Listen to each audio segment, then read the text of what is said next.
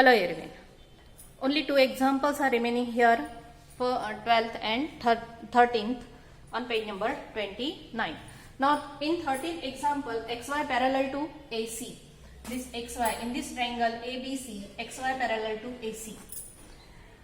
And 2ax is equal to 3bx.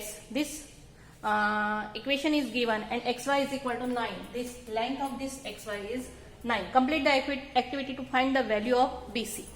Now let's see first of all here what is given. 2ax is equal to 3bx. Here 2ax we are going to calculate the ratio of these two. ax upon bx. याला जर मी इकडे आणलं, हा जिथे आहे तिथेच राहील आहे, मग याला मला इकडे न्यायचा आहे. हा बघा मल्टिप्लिकेशनने जोडलेला आहे, हा काय जाईल डिनॉमिनेटर मध्ये 3/2.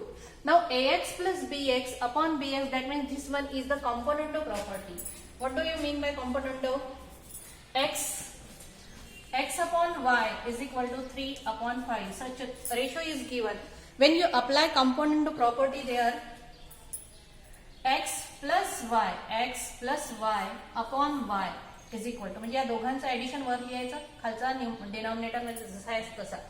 या दोघांचं addition 3 plus 5/5. In such component of property we are applying here. Addition of these two in the numerator and denominator as it is, and therefore we will write here 3 plus 2/2. Then ax plus bx, that is whole AB. Therefore it becomes ax plus bx, AB upon bx is equal to 5/2. We get here this ratio. After that we will show these two triangles are similar. BCA is similar to triangle BYA. आता हे दोन triangle कोणत्या प्रॉपर्टीनी, कोणत्या टेस्टनी similar आहे हे आपल्याला prove करायचं आहे. Here one condition is given, that means this segment is parallel to this. If this one is parallel, these two lines are parallel, and this one is transversal, that means this angle, corresponding angles are congruent. This is congruent to this. This one is congruent to this, and this one is congruent to this. That means 4 pairs of corresponding angles are formed here. Now here also this segment is parallel to this, and this one is the transversal. Here the transversal असेल तर this angle is congruent to this. हा angle कोणाचा आहे? मोठ्या ट्रायंगलचा आहे. आणि हा angle कोणाचा आहे? या छोट्या ट्रायंगलचा आहे. हा मोठा आणि हा छोटा वाला ट्रायंगल हे आपण सिमिलर आहे हे प्रूव्ह करून राहिलो आहे. This angle is congruent to this, this one is congruent to this. That means we are considering only two angles, and therefore these two triangles are similar by AA test. If these two triangles are similar, then their sides are proportional. Here I already they have given BA upon BX is equal to AC upon XY. Now substitute the given values. AB, that means BA upon BX 5/2. I will write here.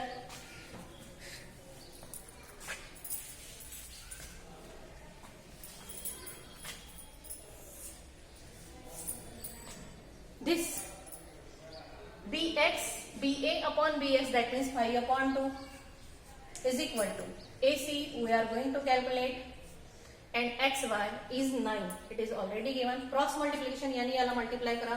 5 into 9/2, कारण AC ची value काढायची आपल्याला. 45/2 is equal to AC, and therefore AC is equal to 2 दूने 4, 2 दूने 4, 2 दूने 6, 10. 22.5. In this way you have to complete this given activity. After that 13th example. ही activity मी इथे मिटवते कारण ह्या एक्झाम्पल साठी पूर्ण ब्लॅकबोर्ड लागणार आहे.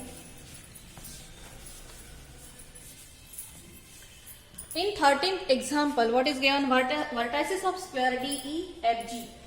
This one is square, therefore all sides are congruent and each angle is of 90 degree. त्याच्यातले हे फक्त मी दोन खालचे दाखवलेले आहे. Vertices of square DEFG are on the sides of triangle ABC. Angle A is equal to 90 degrees. This angle A is equal to 90 degree. Then prove that DE square is equal to BD into EC. Now what is there is hint. Show that triangle GBD is similar to CEF. GBD similar to CEF हे आपल्याला prove करायचं आहे. आता GBD म्हणजे कोणता, हा वाला, आणि CEF म्हणजे हा, हे आपल्याला प्रूव्ह करायचं असेल, हे दोन सिमिलर आहे हे प्रूव्ह करायचं असेल तर पहिल्यांदा आपल्याला आणि सोबतच काय वापरायचं आहे, GD is equal to EF is equal to D. First of all आपल्याला याच्यामध्ये या एक्झाम्पलमध्ये, हे सुद्धा IMP आहे परंतु हे माहित आहे शेवटच्या कठीण एक्झाम्पल सारखं आहे कारण त्याला बघा स्टार आहे या एक्झाम्पलला. स्टारवाले एक्झाम्पल थोडे कठीण असतात. आता सर्वच ज्यांना थोडंसं गणित कठीण जातं त्या सर्वांनीच सर्व स्टार एक्झाम्पल सोडवायचे असं काही नसतं. जे कठीण वाटतात ते थोडे समजून घ्यायचे, काही प्रमाणात सोडवता येत असेल तर सोडवायचे. परंतु बाकीच्या ज्या मुली आहेत ज्या 30च्या वर जातात, 40 पैकी 30च्या वर असतात, त्यांनी सर्व एक्झाम्पल्स सोडवायचे, लिहून पाहिजे न पाहता. Now first of all steps, कोणत्या कोणत्या स्टेप्स आहेत. पहिल्यांदा here quadrilateral, this quadrilateral is a square, is square, हा स्क्वेअर आहे. Second step, we are going to prove here GBD, जो ट्रायंगल त्यांनी तिथे म्हटलेला आहे GBD, GBD similar to triangle. आता GBD आणि कोणता ABC, B सोबत मी सांगतेच तुम्हाला, B A सोबत आणि हा काय C. दिस टू ट्रायंगल्स म्हणजे हा जो मोठा ट्रायंगल आहे ABC, हा मोठा ट्रायंगल आणि हा छोटा ट्रायंगल हे सिमिलर आहे हे आपल्याला प्रूव्ह करावं लागेल आधी. Second third step, similarly we can prove triangle CBA similar to triangle. म्हणजे पहिल्यांदा हा स्क्वेअर कन्सिडर करायचा, त्यानंतर हा सिमिलर आहे, हे दोघ जण सिमिलर आहे हे प्रूव्ह करायचं आहे आपल्याला.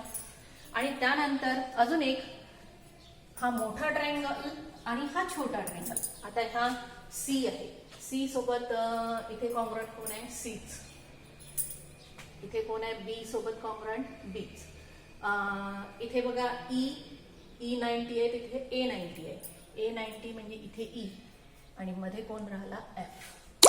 हे आपल्याला अशा पद्धतीने प्रूव्ह करावं लागेल. दिस टू ट्रायंगल्स आर सिमिलर हे प्रूव्ह करावं लागेल. आणि त्यानंतर हे दोन ट्रायंगल्स, हा याच्यासोबत सिमिलर आहे, हा याच्यासोबत सिमिलर आहे, याचा अर्थ हे दोघं जण सिमिलर होतील आणि हे दोघं जण सिमिलर झाले की याचा उपयोग करून आपल्याला हे काढायचं आहे. तर चला वन बाय वन आपण हे सोडवून घेऊ. Proof. First of all triangle, sorry quadrilateral DEFG is a square.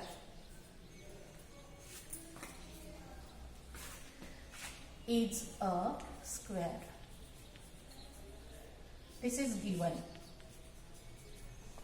And therefore, if it is a square, that means all sides DE is equal to EF is equal to FG is equal to GD.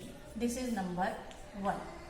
Also angles, all angles are congruent and each of 90 degree. प्रत्येक angle हा congruent आणि 90 चा angle असतो. Angle, आता हे सर्व angle लिहावं लागेल तुम्हाला.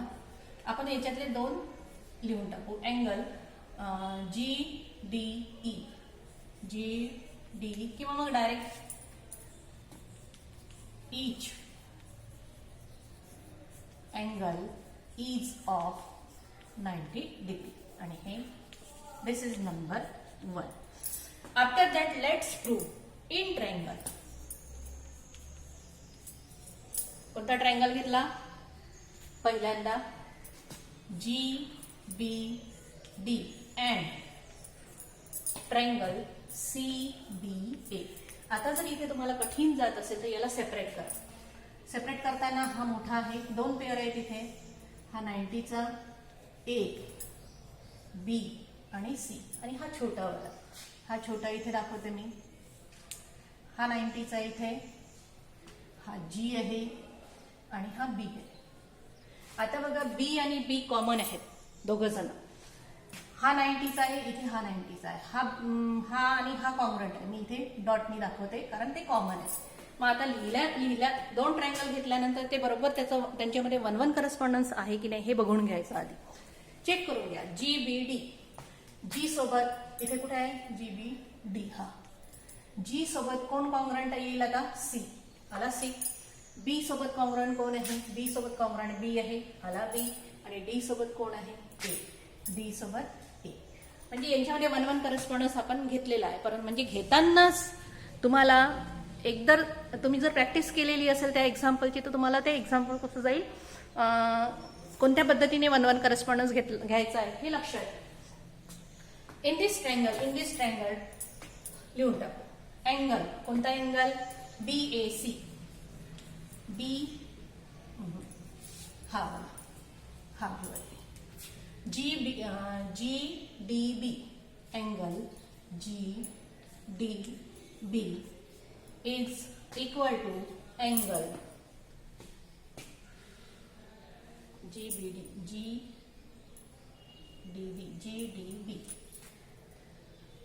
CAB is equal to 90 degree. Another angle ABC, हे नाही तो आहे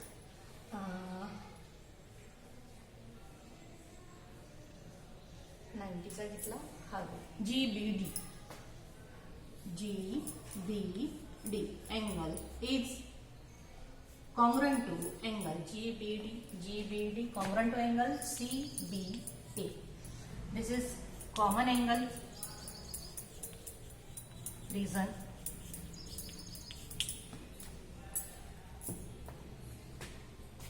and this is from 1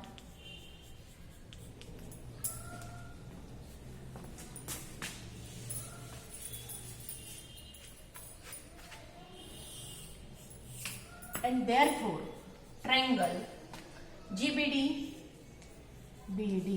similar to triangle CBA by AA test. This is number 2. Similarly we can prove, आता पुन्हा तसंच, आता मोठा ट्रायंगल हा पूर्ण ट्रायंगल ABC आणि हा छोटा FEC, हा 90चा आहे आणि C काय आहे तिथे कॉमन आहे. आता हे दोघं जण पुन्हा त्याच पद्धतीने तिथे लिहायची गरज नाही, आपण डायरेक्ट लिहू शकतो. Similarly we can prove. Similarly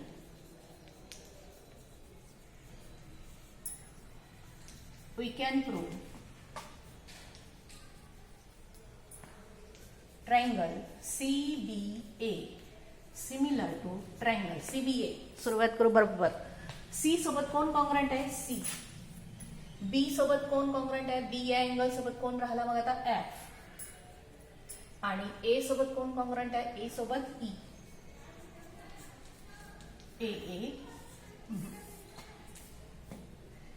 AA test. This is number 3. From second and third. आता मी सांगितलं होतं तुम्हाला, समजा 3 ट्रायंगल आहेत. If this triangle is congruent to this one is congruent to this, then this will be congruent to this. This is transitivity. कोणती property आहे ही? Transitivity property आहे. We are applying here.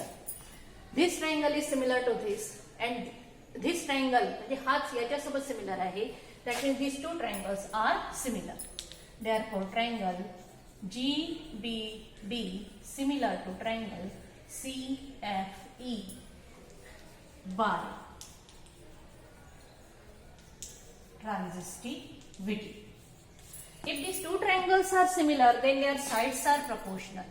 GB upon CF is equal to BD upon FE is equal to GD upon CE, because corresponding sides of similar triangles. या पद्धतीने सोडवला. त्यानंतर बघा याच्यामध्ये आता आपल्याला काय घ्यायचं आहे, बीडी आणि ईसी कुठे कुठे आहे. बीडी इथे आहे म्हणजे हा रेशो आपण घेऊ, BD upon E F sorry F F E. आणि ईसी कशामध्ये आहे, ई सी यामध्ये आहे म्हणजे हा रेशो घेऊ आपण, G D upon C E. Cross multiplication करा, BD into CE is equal to G D into F E. याने याला मल्टिप्लाय केला, याने याला मल्टिप्लाय. आता बघा आपला राईट हँड साइड आपल्याला मिळाला, BD into EC is equal to BD into EC लिहून टाकते मी इथे. जीडीच्या ऐवजी मी बघा इथे जीडीच्या ऐवजी मी मला काय पाहिजे, डीई, तर लिहू शकते मी जीडीच्या ऐवजी डीई इंटू एफईच्या ऐवजी मी डीई लिहू शकते. कुठून लिहिलं मी, फ्रॉम 1 खालून लिहिलं. And therefore BD into EC is equal to DE square. Hence proved. In this way we have solved this example. थोडंसं कठीण जातं हे एक्झाम्पल, परंतु तुम्ही जर त्याच्या स्टेप्स लक्षात ठेवल्या तर तुमच्या पटकन लक्षात येतं. ते ट्रायंगल सेपरेट करा. मोठा ट्रायंगल हा छोटा बच्चा, एक मोठा ट्रायंगल आणि छोटा बच्चा. पहिल्यांदा सिमिलरला हे प्रूव्ह केलं. पुन्हा मग मोठा ट्रायंगल आणि दुसरा बच्चा, हा मोठा ट्रायंगल आणि हा दुसरा छोटा ट्रायंगल, हे सिमिलरली प्रूव्ह केलं.